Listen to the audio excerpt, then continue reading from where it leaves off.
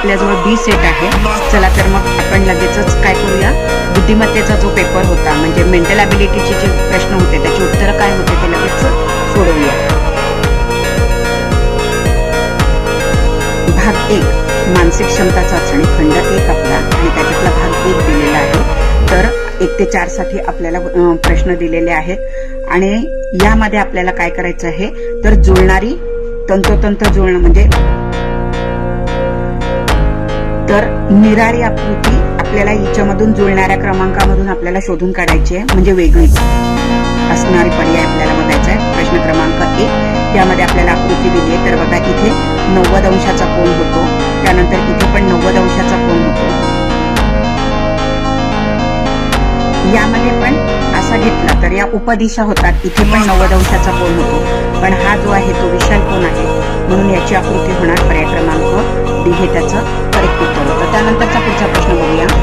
प्रश्न क्रमांक 2 आपल्याला याप्रमाणे दिलेला आहे, LRKS याप्रमाणे दिलेला आहे आणि यामध्ये जर बघितलं तर ही एक रेषा जसं दिलाय हिला जर मी पाण्याच्या म्हणजे आरशामध्ये जर टाकली तर आपल्याला इथे L भेटणार आहे.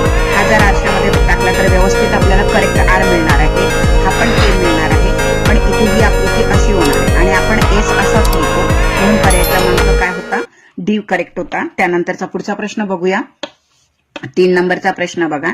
यामध्ये आपल्याला गोल आणि त्याच्यामध्ये बरोबर 2 समान भाग केलेत, इथे पण 2 समान भाग केलेत, इथे पण 2 समान भाग केलेत, पण इथे हे समान भाग नसल्यामुळे इक्वल पार्ट्स नसल्यामुळे उत्तर काय आहे पर्याय क्रमांक 3 हे त्याचं करेक्ट उत्तर म्हणजे सी हे त्याचं करेक्ट उत्तर होतं. त्यानंतरचा या भागातला चौथा प्रश्न आपण बघणार आहोत. आपल्याला ह्याप्रमाणे आकृती दिलेली आहे म्हणजे एक वरचा भाग याप्रमाणे दिलेला आहे. तर इथे प्रत्येक ठिकाणी काय होतं 1 2 3 4 कोपरे आहेत, 1 2 3 4 कोपरे आहेत, 1 2 3 4 कोपरे आहेत, पण इथे 1 2 3 कोपरे आहेत म्हणजे हा त्रिकोण आहे, बाकीच्या ठिकाणी सगळे काय आहे चौकोनाचा प्रकार आहे म्हणून वेगळी आकृती असणारा पर्याय क्रमांक ए हे त्याचं करेक्ट उत्तर होतं. त्यानंतरचा पुढचा भाग लगेच बघूया. भाग 2 दिलेला आहे आणि आपल्याला सूचना दिलेली आहे की आपल्याला समान आकृती म्हणजे प्रश्नाशी समान आकृती अशी आपल्याला निवडायची आहे म्हणजे तंतोतंत जुळणारी आकृती बघायची. प्रश्न क्रमांक 5 आहे.